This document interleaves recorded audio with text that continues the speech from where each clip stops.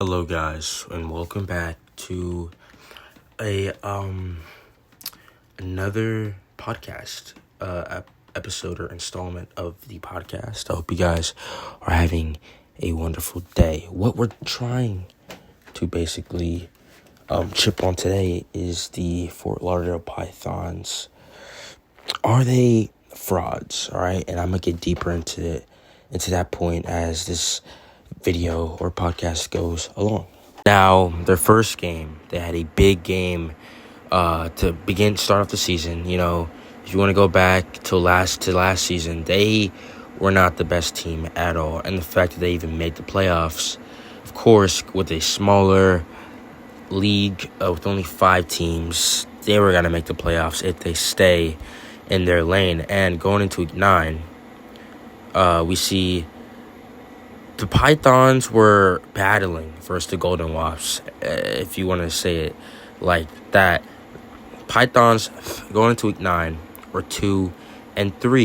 The Golden Wasps. Oh my gosh, Golden Wasps. The Golden Wasps. The Golden Wasps.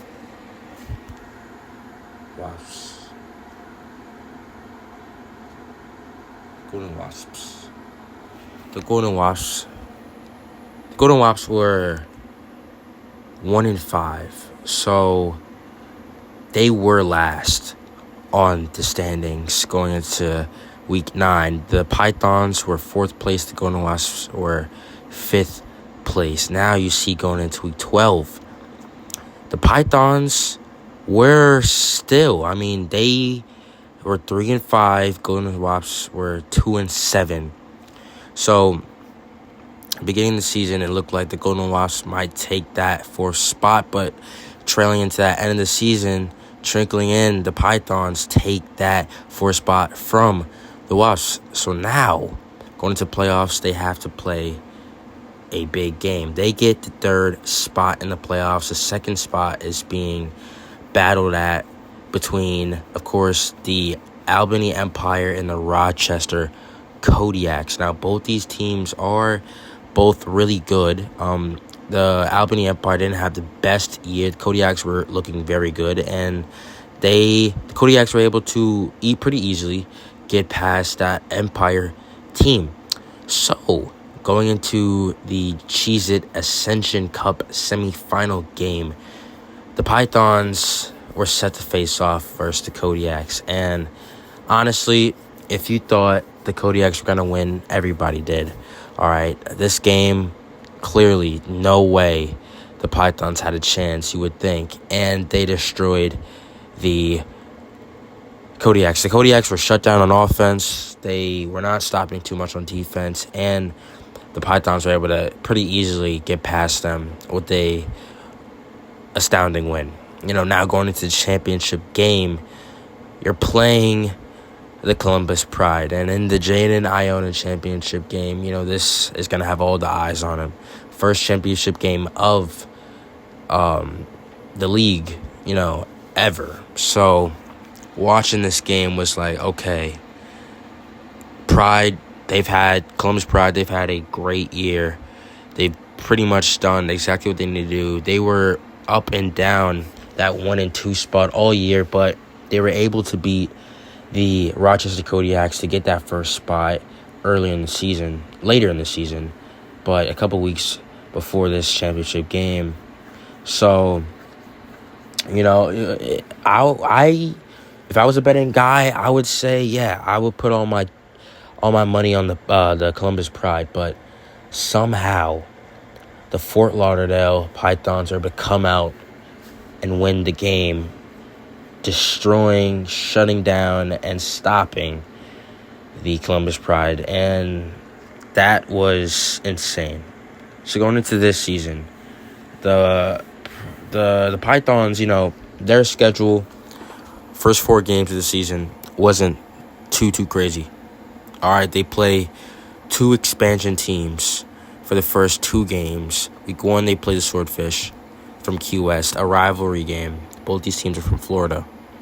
Then they play the Jackson, Mississippi Stormtroopers, and then they play the team who they've had experience with in that surprise Golden Wasps team.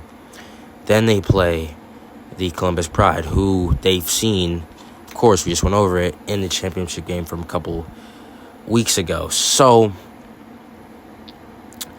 this is a packed schedule, but first game, I would have the Pythons winning. They beat the Pride last year.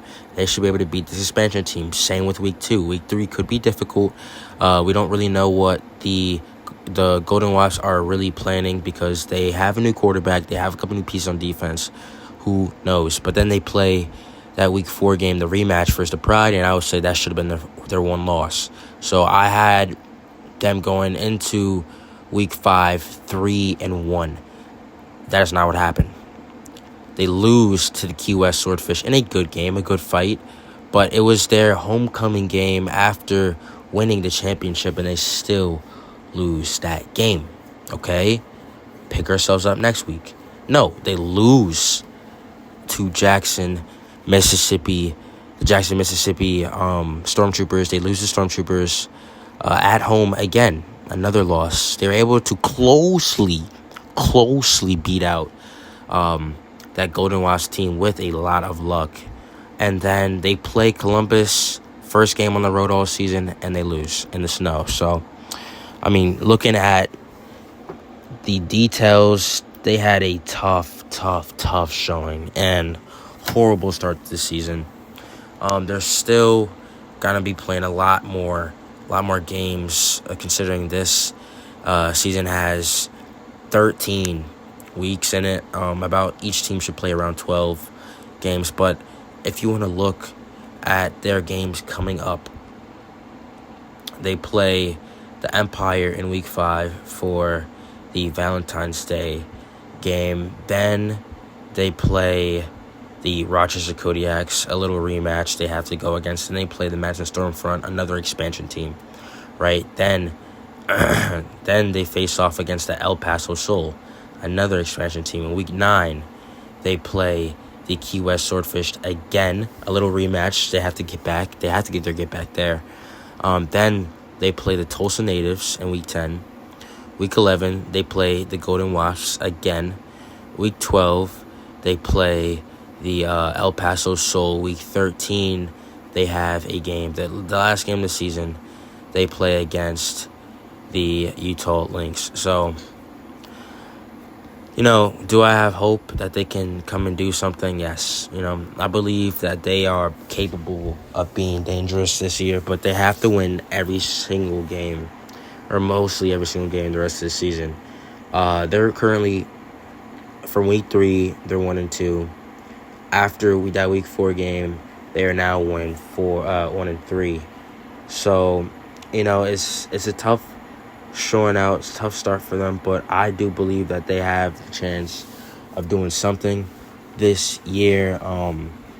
But it's just about, are they really capable? And I think they are. They start off tough, but I do believe they can come back and do something later this season.